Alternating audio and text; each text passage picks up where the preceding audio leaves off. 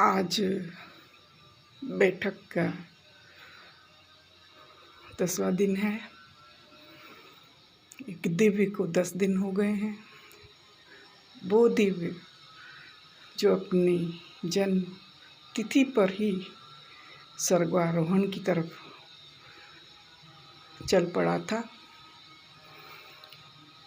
आप सभी इस महीने में तखत सिंह जी माट साहब के यहाँ दरी खाने में पधार सकते हैं। सभी महानुभाव जो भूरी बाई के शिष्य हैं वो बसंतोत्सव बसंत पंचमी के दिन हम भजन भूरी बाई की गाए जाएंगे। उसके 7 दिन पूर्व चतर सिंह जी बावजी 14 के दिन इसी तखत सिंह जी माट साहब के कमरे में जो उनके खास शिष्य थे उन्होंने कविता भी बनाई थी चतर सिंह जी बावजी के ऊपर। उन्होंने तखत सिंह जी माट साहब ने ये कहा था चतर सिंह जी बावजी के लिए कि एक ईर्ष्या माण या वेरी भारी सुरपुरा नर नारी ले रे आवेगा भजनारा सुख ले रे आवेगा। तो गुमान सिंह जी बाठेड़ा वाले ये तीनों जो हैं, गुमान सिंह जी गुरु हैं चतर सिंह जी बावजी के योग गुरु, चतर सिंह जी बावजी गुरु हैं भूरी बाई के, और ये राम दरबार ये पिता के द्वारा बनाए हुए हैं। पिता के मूर्ति के गुरु जो हैं तखत सिंह जी भटनागर हैं। पिता के आध्यात्मिक गुरु भूतगिरी बावजी हैं। ये चित्रगुप्त जी का स्थान है। और ये जो है जैनिज़्म के हिसाब से आचार्य तुलसी के महाप्रज्ञ की जी के पीढ़ी में ये शुभकरण जी महाराज हैं। ये जैनिज़्म का साहित्य है मेरे पास, और ये अभी हैं संबोधि उपवन के अंदर। ये बाइबिल है। किसी पादरी ने मुझे कही थी कि आपके यहाँ ये सुरक्षित रहेगी। ये बाइबिल है। और ये रामायण है। और ये बाबूजी के चरण पादुका का यहाँ पर लाया जाएगा सूतक मिटने के बाद। ये दत्तात्रेय हैं और चारों धाम हैं। सरस्वती देवी हैं, साईं बाबा हैं जो मुसलमान और दोनों को हिंदू दोनों भक्त इनके यहाँ पधारते थे। तो ये कुरान भी रखी हुई है हमने, हिंदी में ये कुरान है, बहुत दुर्लभ कुरान है साईं बाबा के। और ये साहित्य है सारा सभी संतों का। ये कृष्ण और गणेश जी और प्रेम सागर, ये दाता दीनदयाल भाषा दाता की बुक है। भाषा दाता कृष्ण को मानते थे। और ये मेरी माँ है। और श्रवण कुमार जैसा मेरा बड़ा भाई, आज उसको 10 दिन हुए हैं। तो गर्भ गीता सुना दूँ?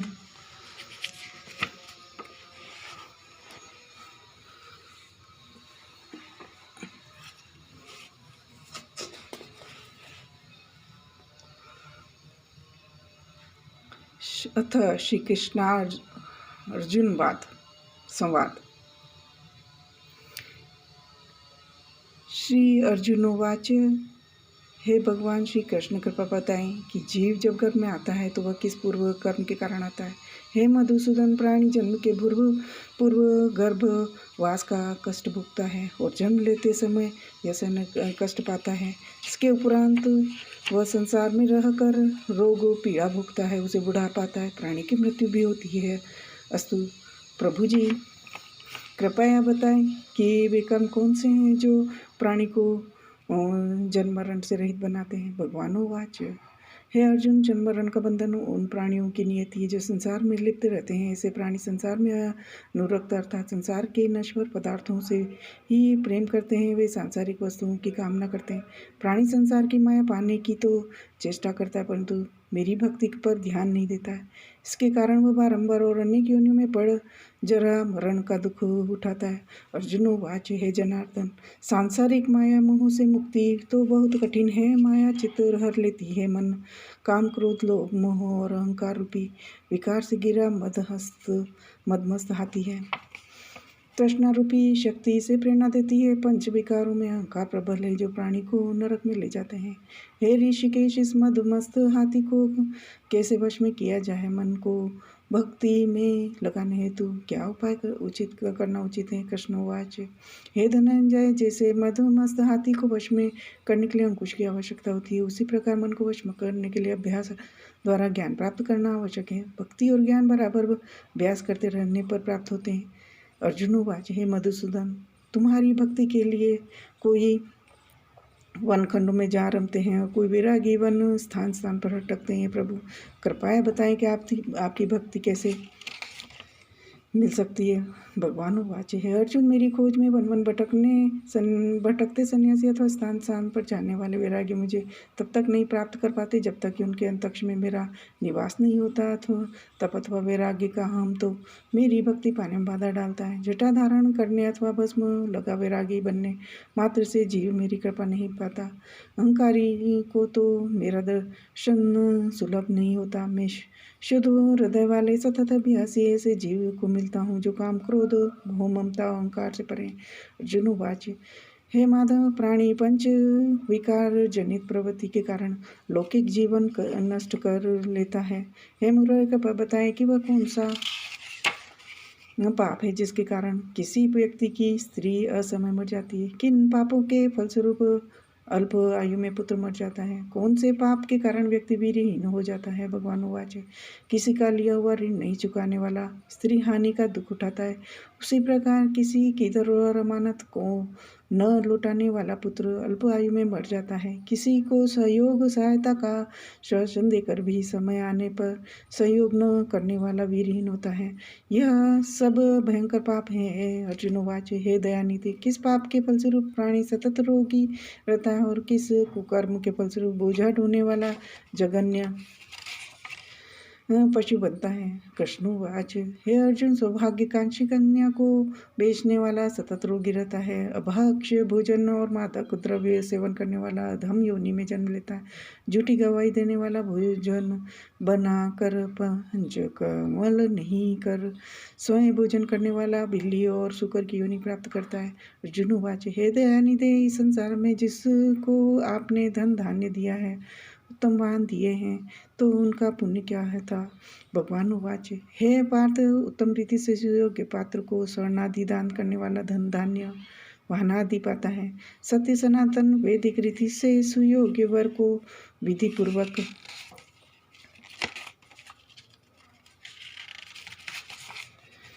कन्यादान उत्तम मानव योनि का अधिकारी बनाता है।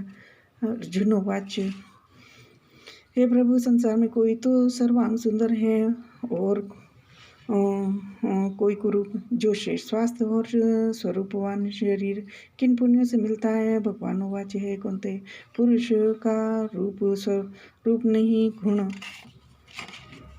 मत पुण्य है, फिर भी आकर्षण देह संत विद्वानों की सेवा एवं निरंतर ज्ञान की आकांक्षा से के फल से मिलती है। अर्जुन वाच, हे दयानिधि, प्राणी धन और सांसारिक सुखों से मोह क्यों रखता है? भगवान वाच, हे महाबू, अगर मेरी कृपा से प्राणी वंचित हो जाए तो धन दौलत और सांसारिक रूप आदि से प्रीति करने लगता है। यह सब नाशवान है। विवेकी साधक को जिससे दूर रहना चाहिए। जो व्यक्ति सांसारिक वियों में से मुक्त हो काशी, हरिद्वार, अवंतिका आदि पवित्र स्थलों के दर्शन और मेरी का निष्काम भक्ति करता है, वह राजा जैसी संपन्नता और ज्ञान प्राप्त करता है। इस प्रकार विनम्र भाव से गुप्त दान करने वाला, दूसरों की कामना रहित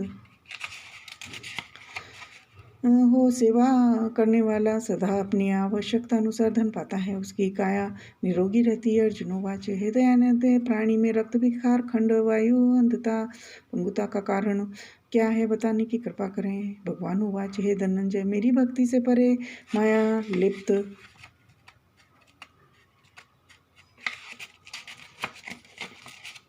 क्रोधी, रक्त विकारी, आलस्य में डूबे, दरिद्री, शील संयम रहित, खंड वायु जैसे रोग से ग्रस्त होते हैं।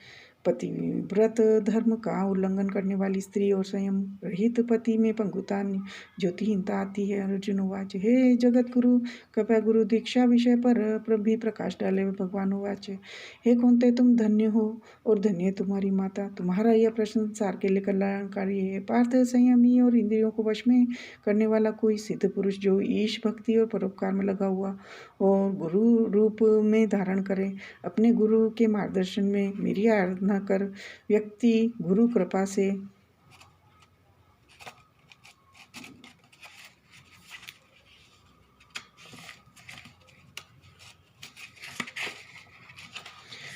मेरी भक्ति प्राप्त पाता है। ऐसे गुरु के से विमुख प्राणी सप्तग्राम को मारने का पाप भोगते हैं, उनका मुख देखना भी पाप है। जैसे मदिरा भांड से सटा गंगा जल अशुद्ध हो जाता है, उसी प्रकार गुरुद्रोही ग्रस्त साधक की साधना निष्फल रहती है। ऐसा व्यक्ति कुकर, शुकर, अंदर्भ, काक आदि योनियों को पाता है, अजगर के समान आलस्य में डूबा तिरस्कार पाता है। हे धनंजय, गुरु दीक्षा बिना साधक का उद्धार नहीं है। मेरी भक्ति की इच्छा करने वाले को गुरु धारण करना उत्तम है।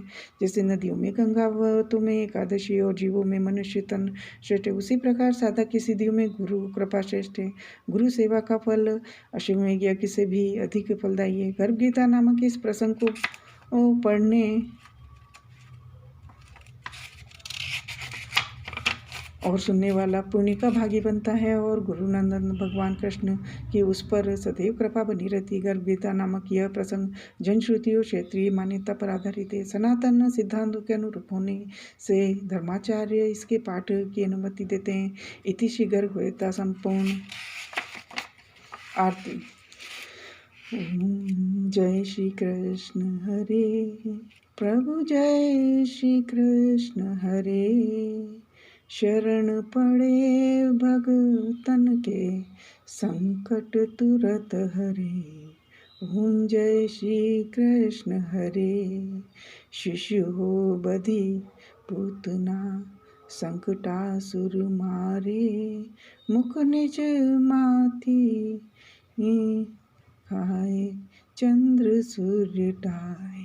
ओम जय श्री कृष्ण हरे, खाई मोहन माटी, उखल बांध दिए, नलकूपर तब तारे, अति आनंद किए।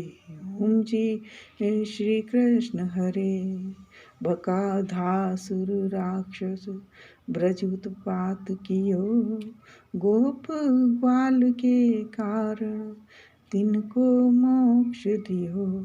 ओम जी श्री कृष्ण हरे, नाथ्यो जाय कालिया, इंद्र दर्प मैटे, कंस कुबलिया मारे, जननी जनक भेटे।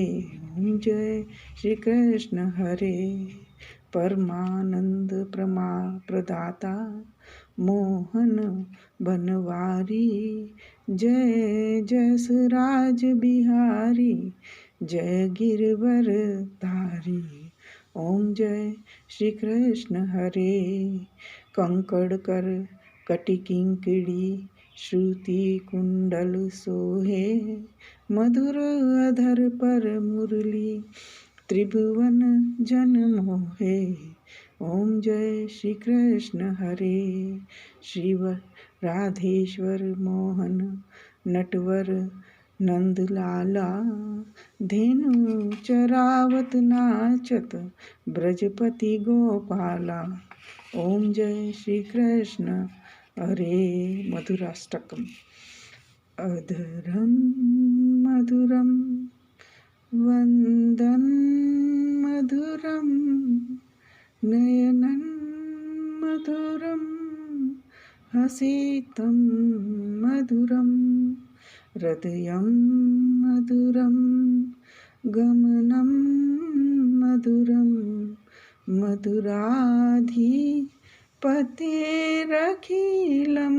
मधुरं वचनं मधुरं चरितं मधुरं वसनं मधुरं वलितं मधुरं चलितं मधुरं भ्रमितं मधुरं मधुराधिपतेरखिलं मधुरं वेणुमधुरो रेणुर्मधुरं पाणिमधुरं पादो मधुरो नृत्यं मधुरं सङ्ख्यं मधुरं मधुराधिपतेरखिलं मधुरं गीतं मधुरं पीतं मधुरं भक्तं मधुरं सुप्तं मधुरं रूपं मधुरे तिलकं मधुरं मधुराधिपतेरखिलं मधुरं करुणं मधुरे तरुणं मधुरं हरिणं मधुरं समुरं मधुरं वमितं मधुरे शमितं मधुरे मधुराधिपतेरखिलं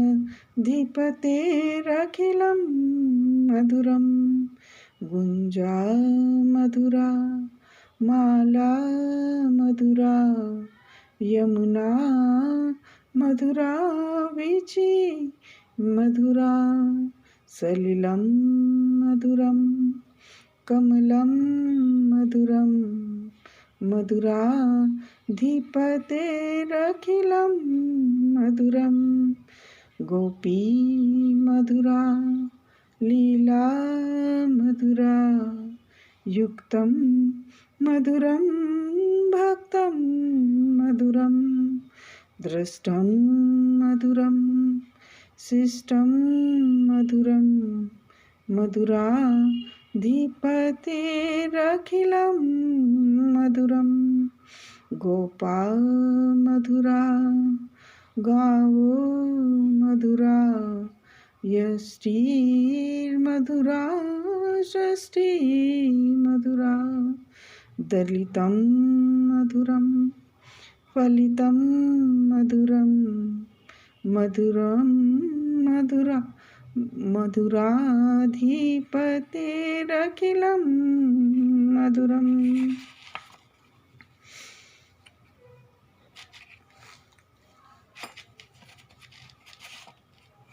ये मधुराष्टक समाप्त हुआ।